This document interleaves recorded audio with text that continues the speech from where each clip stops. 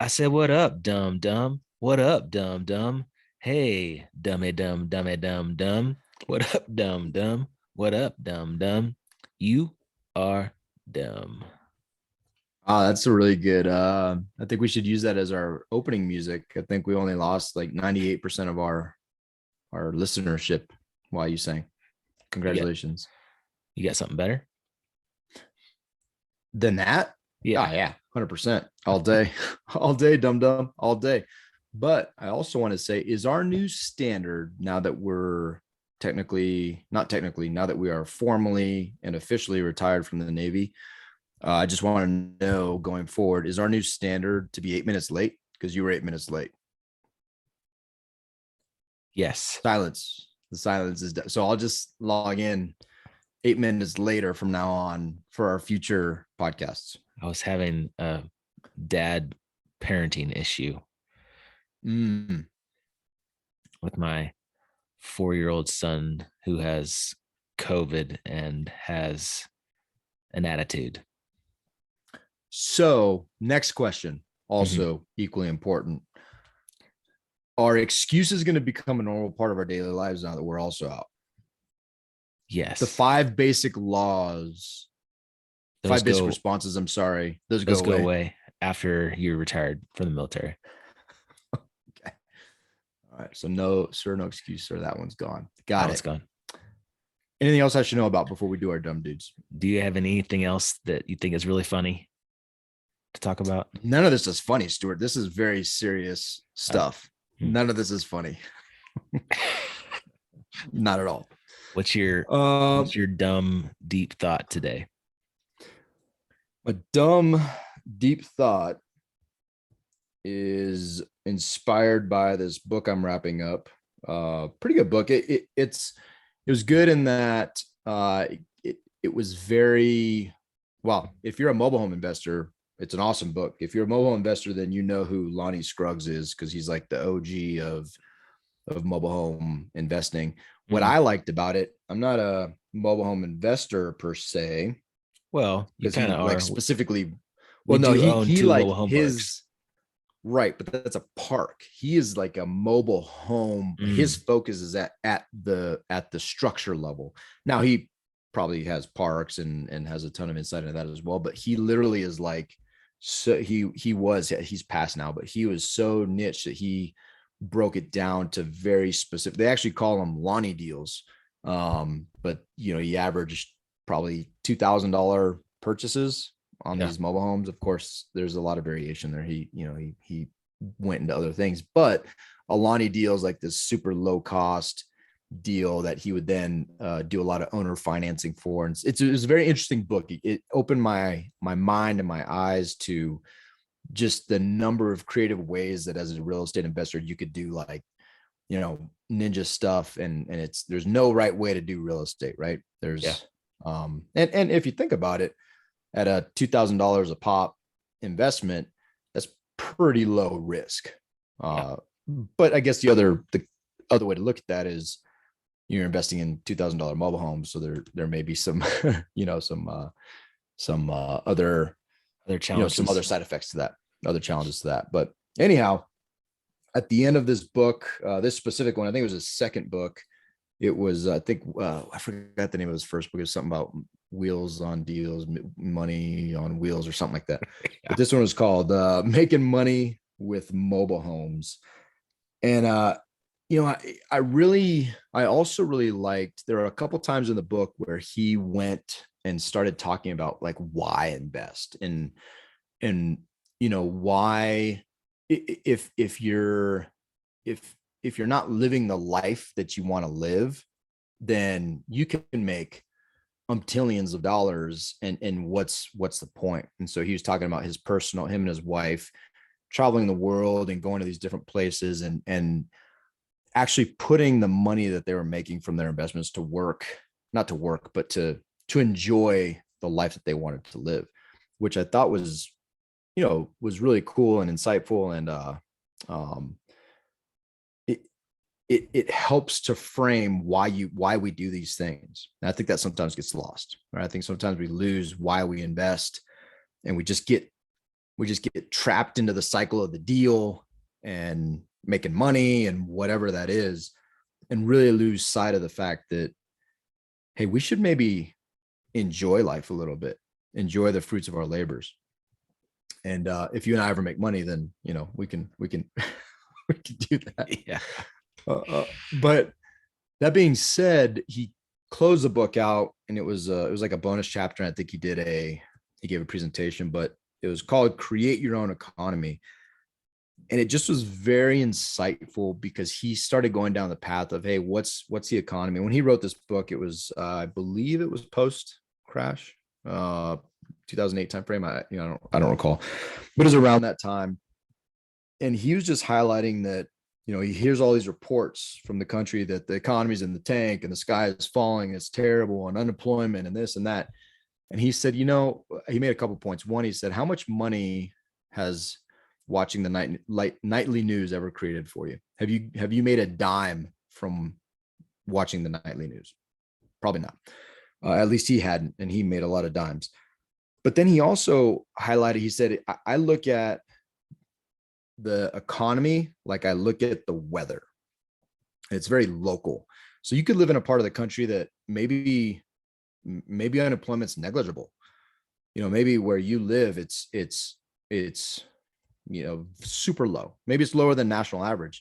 And you may live in an area that is extremely high, 15% plus unemployment, but it's very local. And so when you get your information from things like a national news source, there's a very good chance that it doesn't really apply to you at the level of implication where it's going to impact your investment strategy.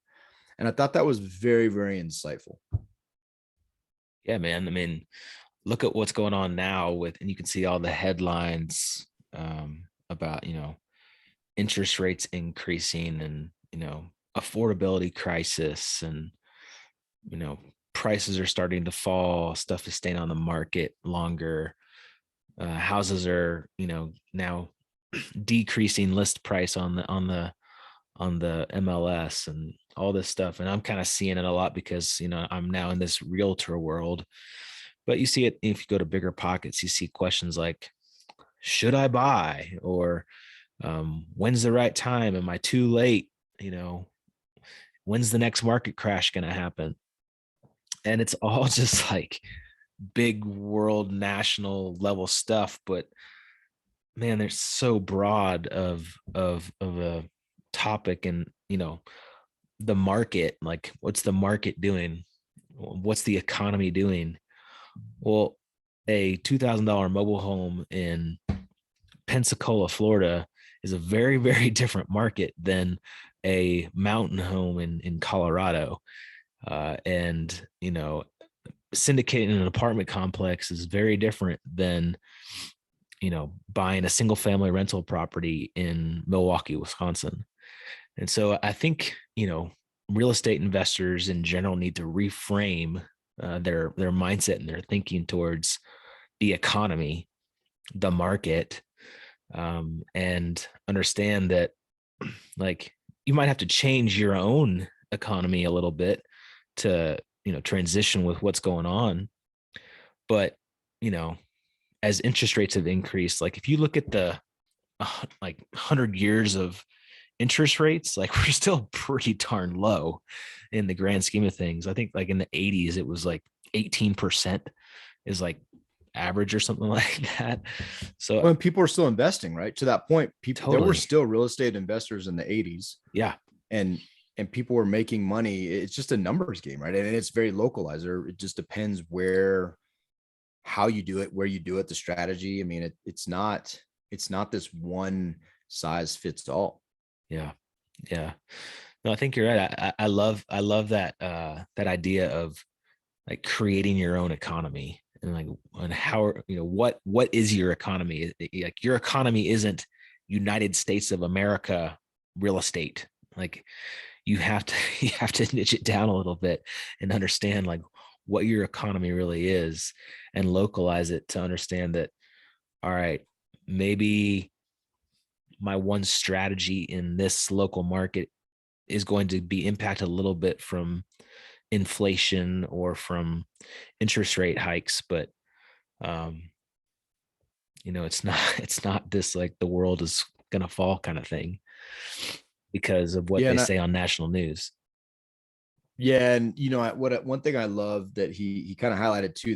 He said a lot of people make fun of him for being so old that he's BC, and to him BC was before computers, before cell phones, Yeah. before and he said that the advantage that he had when he started investing is that he didn't have all this information at his fingertips, so he had to use his brain. That's one of the things he said. He goes, I had to use my brain, and I actually had to critically think and do stuff. I didn't just have all this information at my fingertips. And and a lot of times I think when we have all this stuff, all these resources, quote unquote resources, it really muddies it muddies the waters a little bit, because you lose sight of that very granular level of investing. But it also, it gives you ample opportunities for excuses, right? Oh, well, the economy is bad, so I'm not going to invest. uh, okay. I mean, that is that like that's just the reason. The economy is bad. Somebody told you, whether it was your The news, economy. the economy is Yeah. bad. I assure you, there are a lot of people, and when you probably know some that are making a lot of money in this economy, Yeah. whatever this economy means, right? Where, in Denver, Colorado, where houses are so expensive and there are no deals and you can't do a flip here. I can promise you that people are doing flips and they're finding deals, and they're implementing strategies that they're making a lot of money. And then there are those that just, also the other side of that coin is they use all these resources and they see those people making a lot of money, so then they jump into a deal and they lose their shirt. Yeah. And then it's because the economy is terrible, I could never make money. Well, no, you also you went the other extreme, and you saw somebody that probably spent a lot of due diligence and time to refine their craft and their trade, and you thought you could do it because it's easy money, and then you lost your shirt. Well, there's advantages and there's disadvantages, but one advantage that we always have is Yeah. our brain and the ability to go out and put some effort and go figure out your market, go Yeah. figure out your local, what the local economy supports, doesn't support, and the opportunities. There are always opportunities. Just because you can't find them doesn't mean they're not there. It Right. just means you're not looking hard enough, or you're not looking in the right places, or you're not talking to the right people. And I think that it's just an interesting concept that I really appreciated at the end of this book, to create your own economy, and to figure out, it's the whole idea with why we started our business in Milwaukee, because we were stationed in places like San Diego and Maryland, and you're like, dude, you can't, well, I say you can't. There are people, and there are investors I know in Maryland and in Yeah. San Diego that are buying rental properties and crushing it, right? It just wasn't, I didn't have time to do that. And I didn't, not only did I not have time, but I chose that I did not have time to spend trying to figure out that market and do those investments. So we went somewhere else where we built a team and we're able to get different numbers, and that has its own challenges. But the point is, there's opportunities everywhere, Yeah. and we need to turn off the news. You need to stop listening to the things that are literally created and marketed to depress you and Yeah. to create outrage and anger, and go do something productive. And whether that's taking that hour and just doing some study and investing in yourself from an education standpoint, or maybe it's getting in your car, driving whatever, your local area, to figure out what those opportunities are, do that. That'll have a direct contribution to your bank account and to your satisfaction, or whatever it is you're trying to do. Much greater than, whatever talking head is telling you the opinions that you should have, because that's what they're feeding you that night. I like it, man. Good stuff. I wasn't really that dumb. I wouldn't say it was like a deep thought, but it wasn't that dumb.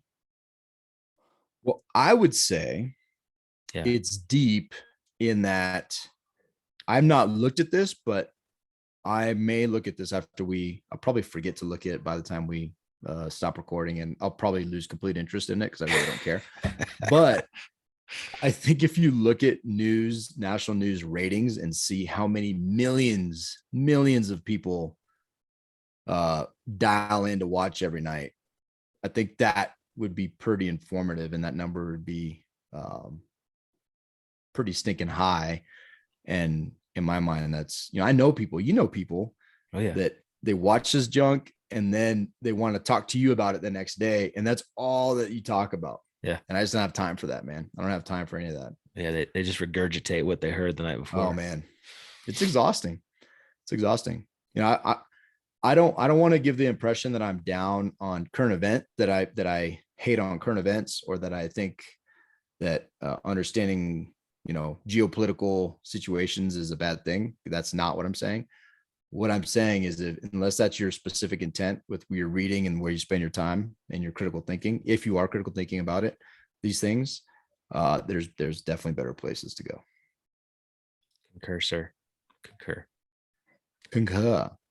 You, on the other hand, pretty sure that everything you said was dumb. All right, go create your own economy. Figure it out. Don't watch the news, or if you do watch the news, then be dumb. And don't be deep, but you're dumb. Oh man, that was all super dumb. No, be intentional. Oh, and yeah. If your intentionality is dumb, then not really deep at that point. Oh. Good luck with your COVID. Stop coughing in your mic. It's going to be completely embedded with COVID. Sorry. And you're going to give it to yourself over and over and over again. Feel better. Don't be dumb. Bye-bye. Bye.